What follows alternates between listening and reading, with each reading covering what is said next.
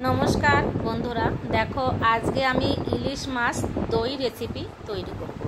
ইলিশ মাছ নিয়েছি 3 পিস, নিয়েছি সর্ষে পোস্ত বাটা, নুন হলুদ, আর এর মধ্যে নিয়েছি তোমার টক দই। পোস্ত সর্ষের মধ্যে আমি কাঁচা লঙ্কা একটা দিয়ে দিয়েছি, আর পরে আমি আরেকটা চিড়ে দেব। এবার আমি কড়াইতে নুন হলুদ দেওয়ার আগে মাছে আমি একটু নুন হলুদ মেখে নেব। আগে একটু নুন মেখে নিয়েছিলাম, তাই এখন আর নুন দিলাম না, আমি হলুদ দিয়ে মেখে নিলাম। এইবারে আমি কড়াইতে সর্ষের তেল দিয়ে দিলাম, তেলটা গরম হতে সময় দিলাম। এবার মাছটা আমি নুন হলুদ আবার একটু মেখে নিচ্ছি। বন্ধুরা, দই ইলিশটা কিন্তু খুব দারুণ একটা রেসিপি। আমি এখনও কোনো ভিডিওতে দেখি নাই, কেউ করেছে কি আমি জানিও না, তবে আমি আজকে ছাড়ছি, তোমরা দেখো। যদি ভালো লাগে থাকে তাহলে তোমরা একটা করে খেয়ে দেখো কেমন লাগে। যদি দই ইলিশ খেতে ভালো লাগে তাহলে কমেন্ট বক্সে একটু লিখে জানাইও।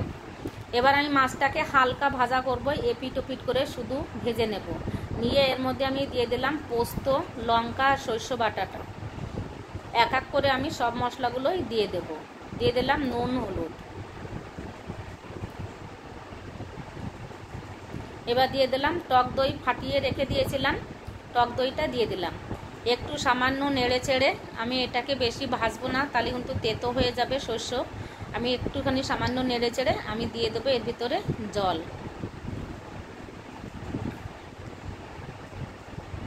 এই যে জলটুকু আমি বাটিটা ধুয়েই দিয়ে দিচ্ছি, অল্প করেই দেব, আর আমি এতে জল দেব না। এবার একটু নেড়ে চেড়ে মিশিয়ে দেব। দিয়ে এবার গ্যাসটাকে সিমি দিয়ে এবার আমি চাপা ঢাকাটা দিয়ে রাখবো।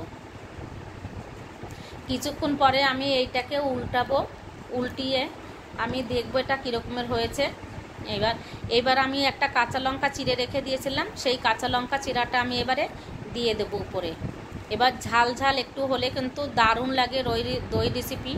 ভিডিওটা করলে কিন্তু হেভি খাবে লোকে, আর তোমরাও কিন্তু খেয়ে দেখবা যে কেমন লাগে এই রেসিপিটা। আমার এই একবার ঢাকা উল্টিয়ে নিচ্ছি। এবার আমার হয়ে গেছে, দেখো কত সুন্দর মাখা মাখা হয়েছে, কালারটাও কি দারুণ হয়েছে, আর খেতে কিন্তু অসাধারণ লাগবে।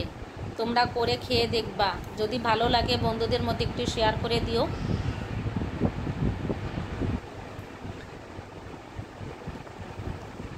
আমি এই যে রেসিপিটা কমপ্লিট করলাম, এই যে নামিয়ে নিচ্ছি। দেখো হালকা হালকা কালার এসছে, সাদা সাদা ভাব হচ্ছে, হলুদ হলুদও ভাব আছে। হয়ে গেছে দই রেসিপি। টাটা, নমস্কার, তোমরা সবাই ভালো থেকো।